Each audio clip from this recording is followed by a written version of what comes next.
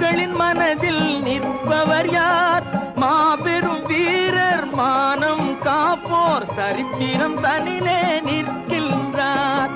அச்சம் என்பது மடமையடா, அஞ்சாமை திராவிடர் உடமையடா.